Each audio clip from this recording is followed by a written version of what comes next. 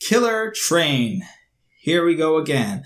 How's it going, everyone? It's your host and conductor on this wild ride, Demetrius Villa. Welcome again to the American Rail Club. And your next stop on this video is going to be facts, knowledge, and a solution to what is now becoming the highest U.S. crossing and trespasser death rate on Brightline. And again, just to reiterate, this is not Brightline's fault at all. And we're going to get to this article as well as solutions to go ahead and fix this up. For those of you who are new to the channel and don't know what Brightline is, there's a video right here in the corner for you to be able to know and learn a little bit more about what Brightline is, because it is America's first privatized higher speed passenger rail service. And it is probably the first big step that America is making to finally catching up with the rest of the world in terms of passenger rail infrastructure. So let's go ahead into this article and get that. But first, by the way, I wanted to give a shout out and a thank you to Mr. Sam Hint for getting these fantastic lights. I'm looking a heck of a lot brighter now. Everything is looking a lot clearer. For those of you who are looking in the little corner right here, it may not be as clear, but I mean, I'm pretty sure you can go ahead and compare the other videos. It looks a heck of a lot better compared to the little IKEA lamp with the little softbox I had rigged onto it to make it the lighting a little bit better. So it looks great. So let's get on to this, read through this, and see what we can go ahead to fix the problems over here for Brightline. Well, not fix it, but at least alleviate it. And again, this came from, according to an Associated Press report. So I have the original report on. So again, I'm looking at different sources here, not just taking from one and running with it. But Brightline recently acquired by Virgin Group, and these trains travel at speed upwards of 79 miles an hour through some of Florida's most densely populated cities. Again, these trains can move a heck of a lot faster. They can move upwards of 140 miles an hour if they wanted to, but the operating speed is limited to 125, and it won't be reaching that until it's on the last leg to Orlando when it finally finished building that. But in these densely populated areas, the FRA has regulated, the Federal Railroad Administration has regulated to 79 miles per hour. The first death occurred in July 2017 during test runs. Since then, 40 more people have been killed, a rate of more than one death per month, or one death per 29,000 miles traveled, according to the Associated Press, making it the worst per mile death rate of the 821 U.S. railroads. Brightline trains officially launched in January 2018. So again, this is some more pictures. Again, you can see Richard Branson of Virgin Group, who did acquire a stake in Brightline, and they're going ahead and changing the branding to VirginTrainsUSA. But it's still not so bright looking for Brightline because, again, it's in a place where the people are not so bright.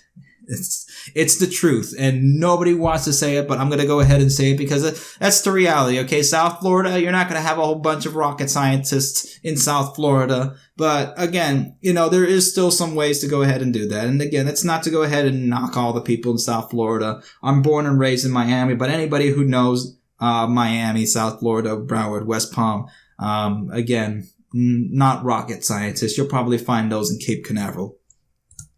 But, I mean, look at this. So, again, the train was here before the roads. Henry Flagler built the FEC, the Florida East Coast Railroad, down the East Coast of Florida, all the way to the furthest extent was to Key West. Okay, this was an engineering marvel back in the day, and still today we don't even have that railroad anymore because a part of it on land got knocked over, and we didn't have the gall to go ahead and build it up again. So we went ahead and paved the road on top of it. But that's our currently road obsessed culture in the United States. And when the government started building the road, again, this is what a private company does. This is what the government does. Okay? So they went ahead and built the roads. They didn't go ahead and figure out, well, maybe we should build it on top, or maybe we should do it, going underneath. Now, that's starting to change the United States, as in some places they're starting to figure out that we should have grade separated traffic where the trains go another way, where the cars are going. So again, you don't want, I'm going to put it in the simplest ways as I can. You don't want the cars going in the same places where the trains are going, because if it does, A disaster is going to happen. So if it can make it in a way that either trains go either above or below, you can mitigate that at least. But Brightline doesn't have the capital to start doing that with their own railroads. Again, it's not on Brightline's terms to do it. It's their own private property. It's mostly on the government to do that. And finally, there are some places that are figuring that out and are going to change it. Where I live in Columbus, Indiana, they're actually going to now go ahead and do this massive road construction project with Route 46 and go ahead and raise the road up above the railroad. So it helps out with traffic, especially in the mornings of a lot of commuters going into the city and back and forth. So that does help out a lot. Look at this picture here. Oh no, this guy's got AirPods. He can't hear the train. Look out. It's like that meme, but it's for real. So, and people are this dumb. So there was a story that came out of Lakeland, Florida.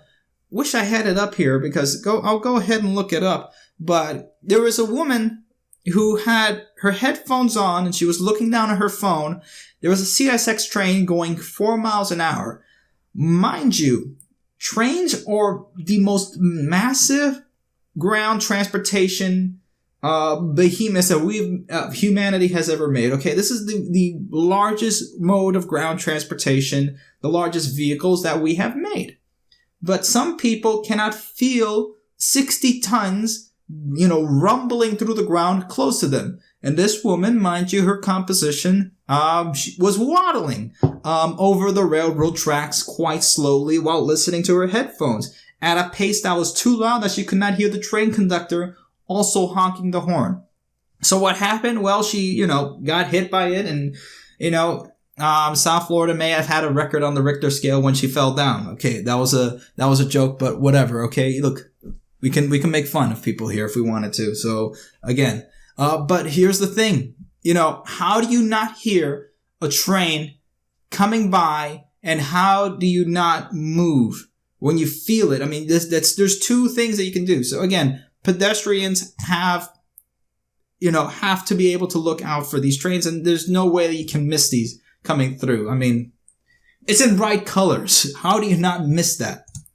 But some people do get impatient, and I'm glad that now the CEO of Brightline, Patrick Goddard, is finally going ahead and saying and talking about the impatience of people, and in my words, not his words, kind of the stupidity of people in South Florida, and because this is what happens, this is what it causes, and Brightline is paying the price for it that it shouldn't be paying for. Because now it has to, every time one of these accidents happens, it has to go ahead and redo the trains, fix them up, repaint them. That's also going to disrupt service. It's going to disrupt the whole entire area around there as emergency crews have to go ahead and clean up the mess.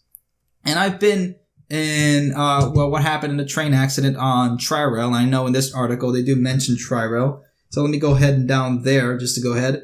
The Tri-Rail commuter service that runs nearby had one death for every 110,000 miles. So I was on a train when it did hit somebody who was committing suicide, and it's not a pretty sight to see. It is not a good thing to see, but it does happen plenty in South Florida. And when it does, I mean, again, it disrupts everything. Everybody on there is, to be honest, not quite happy, and they're not really sad for the person, unfortunately. I'm just going to be honest and tell you from what I experienced on there. And they're going to be, again, conductors who are going to feel terrible about this.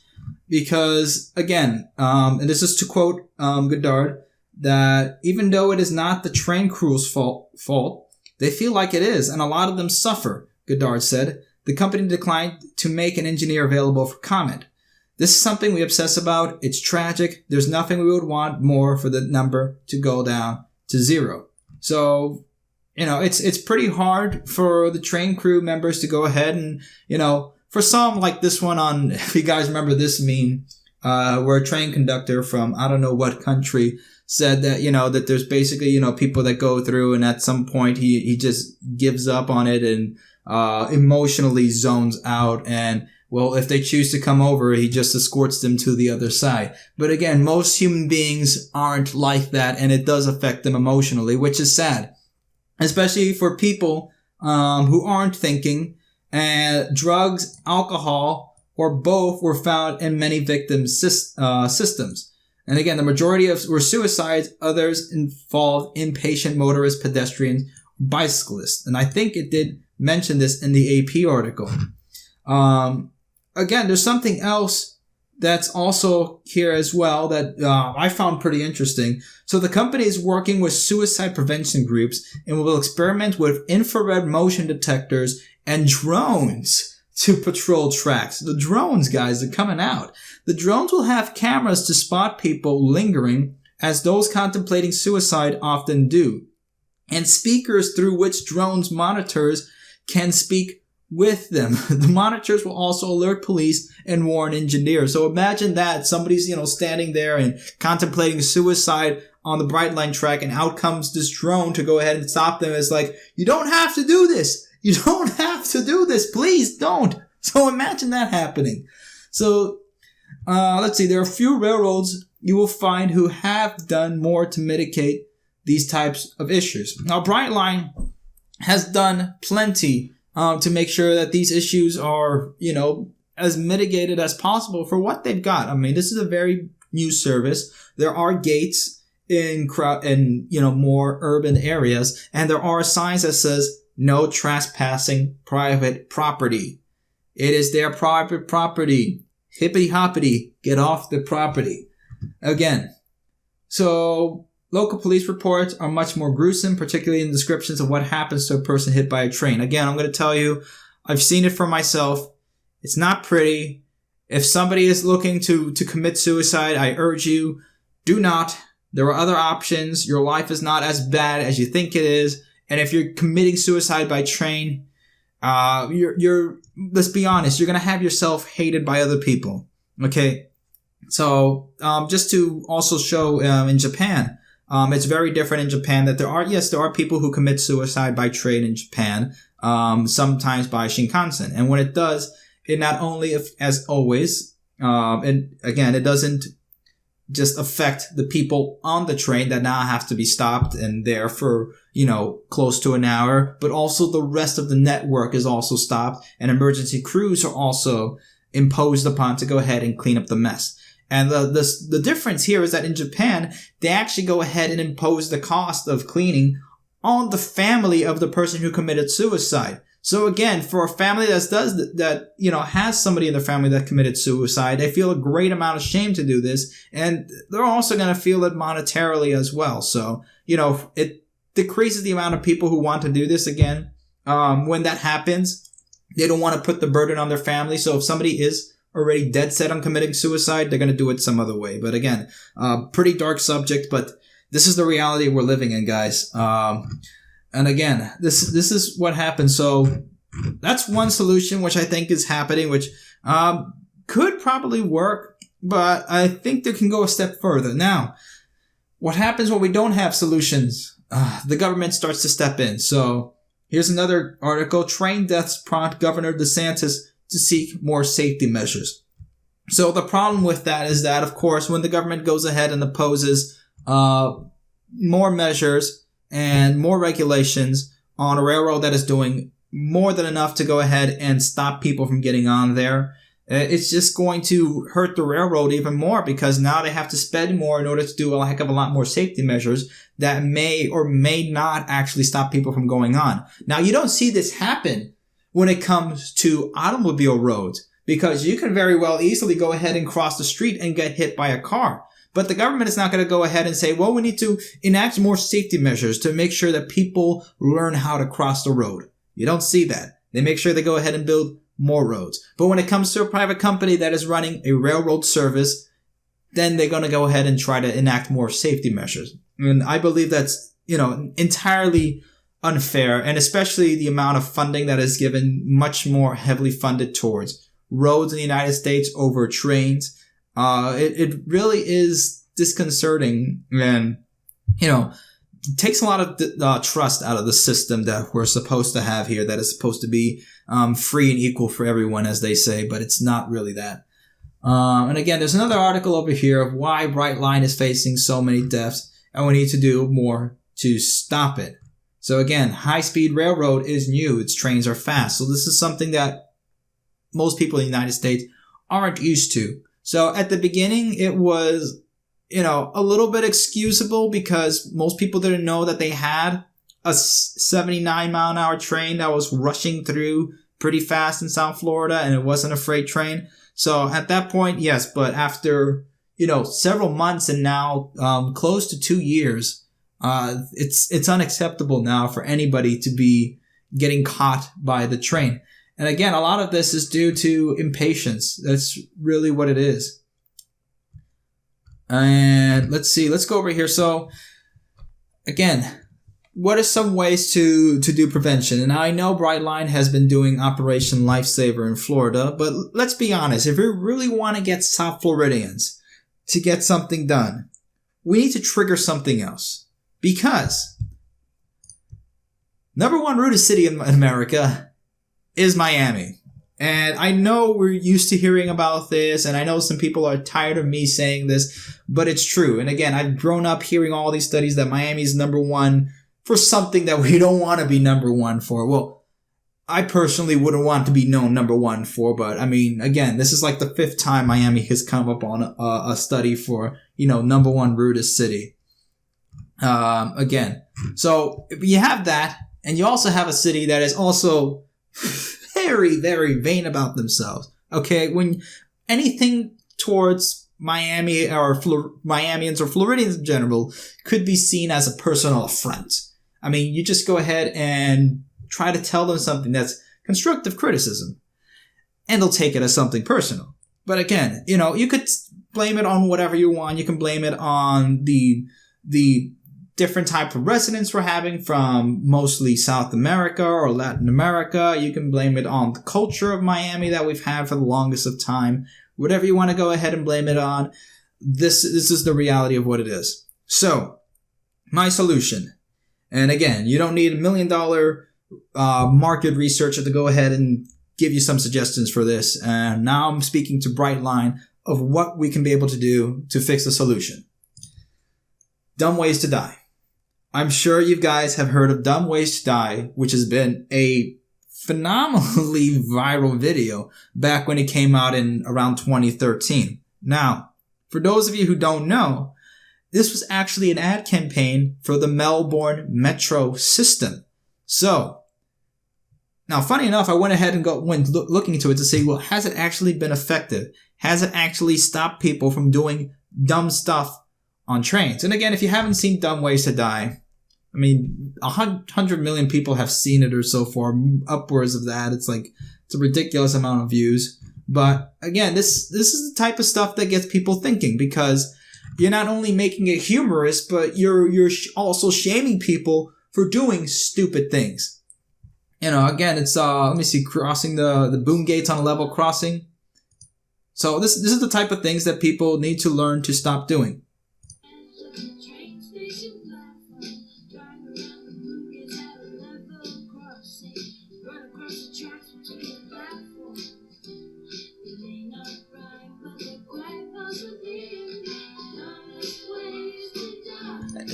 This is what people need to hear, okay? It is a very dumb way to die. And it's terrible. Okay? And it's quite gruesome.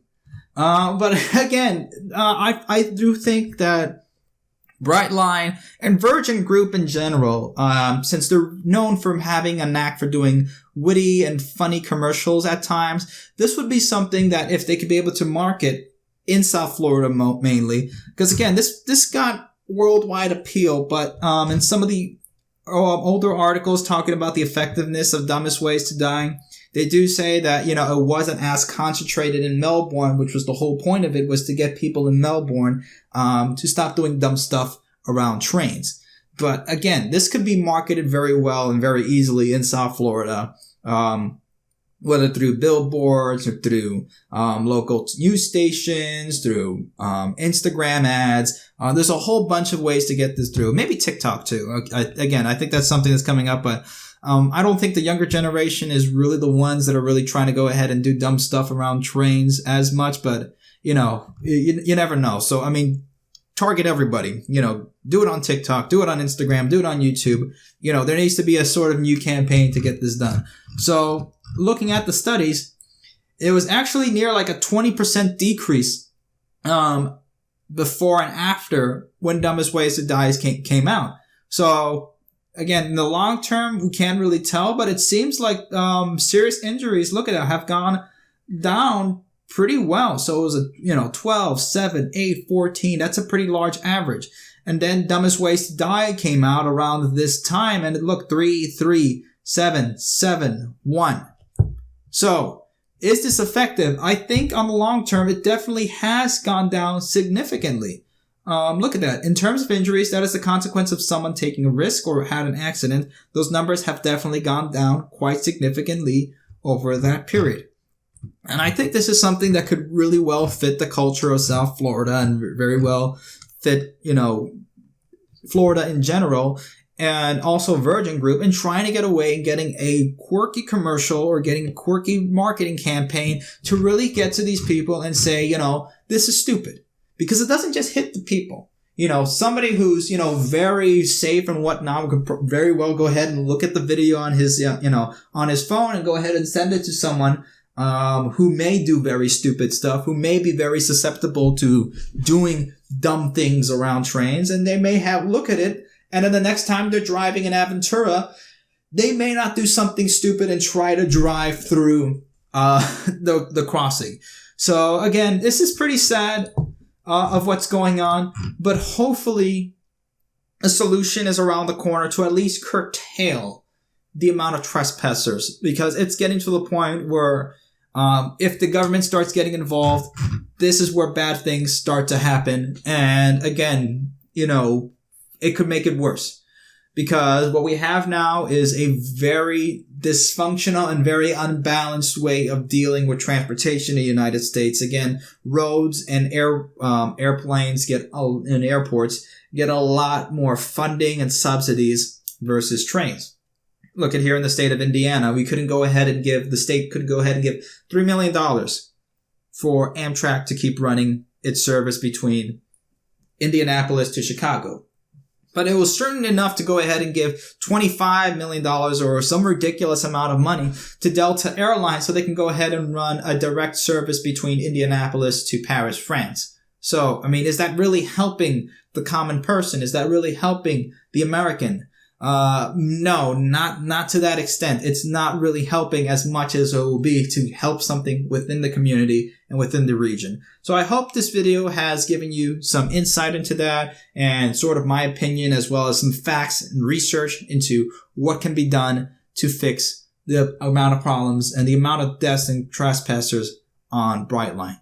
Again, make sure you don't do dumb stuff around trains, please. Trains are massive behemoths of engineering. You don't want to get in front of them while they're moving. Okay? Looking at them is nice. Taking photos and videos of them are nice. But you don't want to be in front of one when it's moving. Okay?